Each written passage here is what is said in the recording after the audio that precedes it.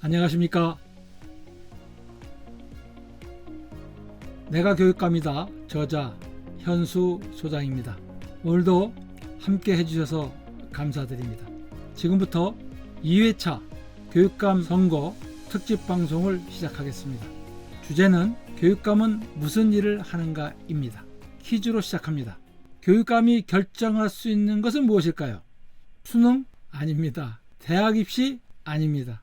교육감 선거 때 가장 위험한 것은 교육감이 할 수 없는 일을 공약으로 믿는 것입니다. 그렇다면 무엇을 결정하는 사람일까요? 교육감이 할 수 있는 것과 없는 것을 정확히 알아야 후보의 공약을 제대로 평가할 수 있습니다. 모르면 불가능한 공약에 흔들리게 됩니다. 교육감이 실제로 가지고 있는 권한은 크게 세 가지입니다. 첫 번째, 예산 편성권입니다. 경기도 교육청의 경우 연간 예산이 23조 원을 넘습니다. 이 예산이 학생의 배움과 교사의 수업을 살리는 데 쓰이는지 아니면 선신성 보여주기식 사업으로 흩어지는지가 중요합니다. 예산은 숫자가 아닙니다. 학생에게는 배움의 기회이고 교사에게는 수업의 시간입니다. 두 번째, 교직원 인사권입니다. 수십만 명의 교직원의 전보 승진, 교장과 교육장을 결정하는 인사권은 학교와 교육청의 문화를 결정하게 됩니다. 교육 전문직은 학교의 수업과 교육의 방향을 지원하고, 일반직 공무원은 예산과 행정, 시설로 학교를 움직이는 기반을 만듭니다. 결국 교육은 혼자 만드는 것이 아니라 교육 전문직과 일반직이 함께 움직이는 시스템으로 이루어지게 됩니다. 그래서 인사는 단순히 자리 배치가 아닙니다. 행정 중심 인사이면 학교는 위를 바라보게 되고, 전문성과 현장 중심 인사이면 학교는 학생을 바라보게 됩니다. 교육감은 사람을 배치하는 것이 아니라 교육이 작동하는 구조를 만드는 사람입니다. 세 번째, 교육과정 편성권입니다. 학교가 학생 특성에 맞는 수업을 스스로 설계하도록 지원할 것인가, 아니면 획일적인 방식만 반복하게 할 것인가의 차이입니다. 그 차이가 교실의 숨결을 바꿉니다.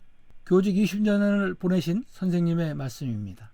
점점 어려워져가는 학교가 교육감이 바뀔 때마다 새로운 공문이 내려옵니다. 그런데 교실은 더 힘들어졌습니다. 더욱 무관심하게 되기도 하고요. 교실을 덜 흔들고 수업을 더 살리는 것, 그것이 현장이 요구하고 체감하는 교육감입니다. 수능을 바꾸겠습니다. 대입을 바꾸겠습니다. 선거 때마다 많이 듣는 말입니다. 그런데 수능과 대학 입시 제도는 교육부 소관입니다. 교육감이 단독으로 결정할 수 없습니다. 교육감이 직접 결정할 수 없는 것은 수능 문항과 제도, 대학 입시 전형, 교육부의 국가교육과정 기준, 사립대학 관련 정책 등이고, 교육감이 직접 결정할 수 있는 것은 예산 배분, 교직원 인사, 공사립학교 교육과정 운영 방향, 혁신 공유학교, 방과 후 학교, 진로 직업교육 체제, 기초학력 지원 시스템 등입니다. 공약을 들을 때 두 가지만 확인하십시오. 첫째, 이 공약이 교육감의 권한 영역 안에 있는가? 그렇지 않다면 실현 불가능한 공약입니다. 둘째, 재정 출처와 실행 일정이 구체적으로 제시되어 있는가? 이 두 가지 필터만 있어도 빈 공약의 절반은 걸러질 수 있습니다.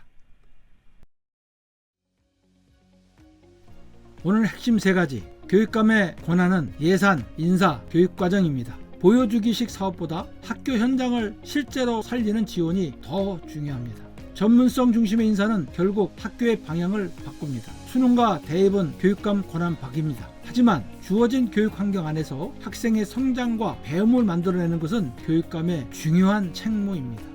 그래서 우리는 말이 아니라 실행 가능한 구조를 봐야 합니다.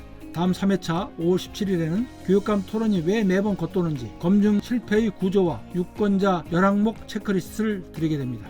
지금까지 2026년 교육감 선거 특집 방송 내가 교육감이다 2회이었습니다. 감사합니다. 오늘도 수고해주신 스토리오브 시스템의 박준호 기사님과 정우선님께 감사드립니다.